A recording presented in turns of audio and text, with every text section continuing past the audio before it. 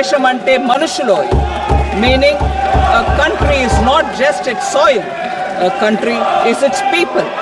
In line with this, for us, Vikasit Bharat encompasses zero poverty, 100% quality good school education, access to high quality, affordable and comprehensive health care, 100% skilled labor with meaningful employment, 70% women in economic activities, and farmers making our country the food basket of the world. In this budget, the proposed development measures span 10 broad areas focusing on Garib, youth, Annadata and Nari, spurring agricultural growth and productivity, building rural prosperity and resilience, taking everyone together on an inclusive growth path, boosting manufacturing and furthering Make in India, supporting MSMEs, enabling employment-led development, investing in people, economy and innovation, securing energy supplies, promoting exports and nurturing innovation. For this journey of development, our four powerful engines are agriculture, MSME, investments and exports. The fuel, our reforms, our guiding spirit, inclusivity, and the destination, Vikasit Bharat.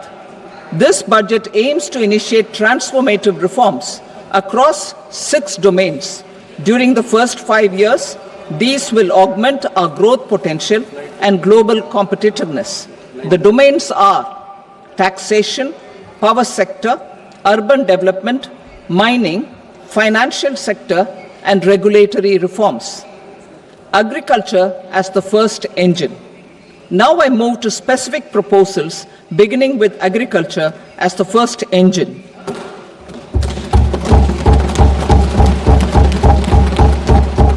Prime Minister Dhan Dhanya Krishi Yojana, developing agri-districts program. Motivated by the success of the aspirational district program, our government will undertake a Prime Minister Dhan Dhanya Krishi Yojana in partnership with states. Through the convergence of existing schemes and specialized measures, the program will cover 100 districts with low productivity, moderate crop intensity, and below average credit parameters. It aims to 1. Enhance agricultural productivity, 2. Adopt crop diversification and sustainable agricultural practices, 3. Augment post-harvest storage at the panchayat and block level, 4. Improve irrigation facilities, and 5. Facilitate availability of long-term and short-term credit. This program is likely to help 1.7 crore farmers.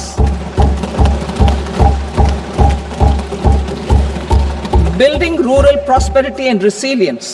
A comprehensive multi-sectoral rural prosperity and resilience program will be launched in partnership with the states. This will address underemployment in agriculture through skilling, investment, technology, and invigorating the rural economy. The goal is to generate ample opportunities in rural areas so that migration is an option but not a necessity. The program will focus on निर्माण एक व्यापक बहुक्षेत्रीय व्यापक કાર્યક્રમ રાજ્યોની ભાગીદારીમાં શરૂ કરવામાં આવશે, જેનાથી કૌશલ રોકાણ અને પ્રૌદ્યોગિકીના નિર્માણ થકી જે ખેતીમાં રોજગારીની જે સમસ્યા છે તેનું સમાધાન થશે અને અર્થવ્યવસ્થામાં નવો પ્રાણ ફૂંકાશે. ગ્રામીણ ક્ષેત્રોમાં મોટા પ્રમાણમાં તક પેદા કરવાની યોજના છે. આ કાર્યક્રમ ગ્રામ્ય મહિલાઓ, યુવાન કિસાન ખેડૂતો અને નાના ખેડૂતો અને ભૂમિહીન પરિવારો પર ધ્યાન આપશે. તેનું વિવરણ પરિશિષ્ટ કમાં આપવામાં આવ્યું છે. સર્વશ્રેષ્ઠ પદ્ધતિઓનો સમાવેશ કરવામાં આવશે અને બેંકો તરફથી યોગ્ય નાણાકીય સહાયતા પૂરી પાડવામાં આવશે. પહેલા ચરણમાં 100 વિકાસશીલ ખેતી જિલ્લાઓને સમાવેશ કરવામાં આવશે અને તેલીબિયા માટે આત્મનિર્ભરતા પ્રાપ્ત કરવા માટે રાષ્ટ્રીય ખાદ્ય તેલીબિયા મિશનનો શરૂઆત કરવા જઈ રહી છે. આપણા ખેડૂતો પાસે આપણી જરૂરિયાતો માટે અને તેનીથી વધુ ઉપજ કરવા માટેનું સામર્થ્ય છે. 10 વર્ષ પહેલાં અમે પ્રયત્ન કર્યો હતો અને કઠોળમાં આપણે આત્મનિર્ભરતા પ્રાપ્ત કરી છે. ખેડૂતોએ 50% સુધી ખેતીની ખેત કે પેદાશોનો વધારો કરી છે અને અમે તેના માટે લાભકારક મૂલ્યોનું પણ નિર્ધારણ કર્યું છે અને સારી આર્થિક ક્ષમતા સાથે કઠોળમાં આપણી આર્થિક વૃદ્ધિ થઈ છે. હવે અમારી સરકાર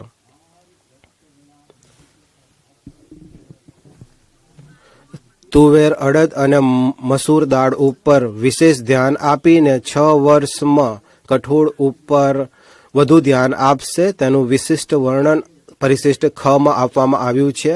કેન્દ્રીય એજન્સી નેપેડ અને અન્ય એજન્સીઓમાં નોંધાયેલા ખેડૂતોને આગલા 4 વર્ષો દરમિયાન આ 3 કઠોળની ખરીદી કરવા માટે તૈયારી બતાવશે, જેટલી તેમની સમક્ષ લાવવામાં આવશે. ફળો અને શાકભાજી માટે પણ વ્યાપક કાર્યક્રમનું આયોજન છે. આપણા લોકો તેમના પોષણ સંબંધી આવશ્યકતાઓ માટે આપણા દેશના લોકો જાગૃત થઈ રહ્યા છે અને આવકના સ્તરોને વધારવાની સાથે સાથે શાકભાજી અને ફળો અને શ્રી અન્નનો ઉપયોગ પણ વધુ માત્રામાં વધી રહ્યો છે અને તેની આપૂર્તિ માટે અને પ્રસંસ્કરણ માટે અને ખેડૂતોને તેનું મૂલ્ય મળી રહે તેના માટે રાજ્યોની ભાગીદારી થકી એક મોટા કાર્યક્રમની શરૂઆત કરવામાં આવશે. તેના ક્રિયાન્વયન માટે એક સંસ્થાની સ્થાપના કરવામાં આવશે અને સહકારી સમિતિઓની ભાગીદારી તેમાં સુનિશ્ચિત કરવામાં આવશે. બિહારમાં મખાનાની ખેતી અંગે તેની માટે બિહારના લોકો માટે એક ખાસ તક છે. તેઓ મખાનાનું ઉત્પાદન કરી તેનું પ્રસંસ્કરણ કરી અને તેના વેચાણમાં સુધારાઓ કરીને બિહારમાં એક મખાના બોર્ડની સ્થાપના કરવામાં આવશે. આ કાર્યક્રમ સાથે જોડાયેલા લોકોને એફપીઓમાં સમાવેશ કરવામાં આવશે. આ બોર્ડ મખાના ખેડૂતોને તાલીમ પૂરી પાડશે અને સહાયતા પૂરી પાડશે અને એ વાતને સુનિશ્ચિત કરવા માટે પણ કાર્ય કરશે કે તેમને દરેક સરકારી યોજનાઓનો લાભ મળે. રાષ્ટ્રીય ઉચ્ચ પેદાવાર મિશન રાષ્ટ્રીય ઉચ્ચ પેદાવાર બીજ મિશનનું ક્રિયાન્વયન કરવામાં આવશે, જેનાથી સંશોધનમાં ઉત્તેજન મળે અને આપણને સારા બીજ મળી રહે અને તેનો પ્રચાર થાય. તેના માટે 3 જુલાઈ 2024થી જારી કરવામાં આવેલા 100થી વધુ બીજને ખેડૂતોને ઉપલબ્ધ કરવામાં આવશે. ભારત મત્સ્ય ઉત્પાદન અને જલીય કૃષિના ક્ષેત્રમાં વિશ્વભરમાં બીજા નંબરનો સૌથી મોટો ઉત્પાદક દેશ છે. સમુદ્રી ખાદ્ય નિર્યાતનું મૂલ્ય 60,000 કરોડ છે.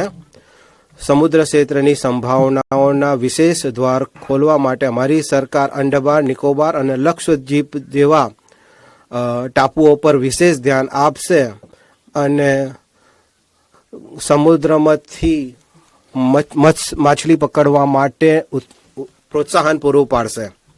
કપાસ ઉત્પાદન મિશન કપાસ ઉત્પાદન કરનારા લાખો ખેડૂતો માટે એક મિશનની જાહેરાત કરતા મને આનંદ થઈ રહ્યો છે. આ 5 વર્ષીય મિશનથી કપાસની ઉત્પાદકતામાં વધારો થશે અને તેમાં સુધારો કરવામાં મદદ મળશે અને કપાસની વધુ લાંબા રેસાઓવાળી જાતને પેદા કરવામાં વધારો થશે.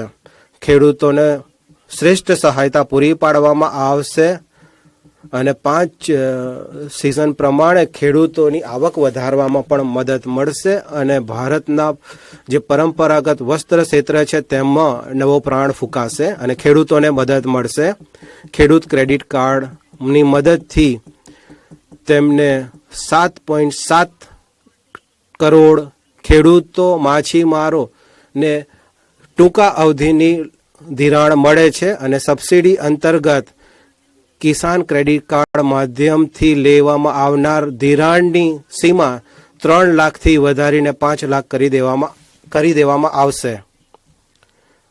આસામમાં યુરિયા સંયંત્રની શરૂઆત કરવામાં આવશે. યુરિયા ઉત્પાદનમાં આત્મનિર્ભરતા માટે પૂર્વ વિસ્તારમાં જે નિષ્ક્રિય પડેલા કારખાના છે તેને ફરીથી શરૂ કરવામાં આવશે.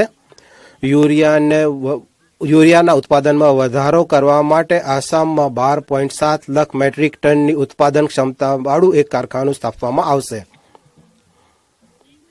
1.5 લાખ ગ્રામીણ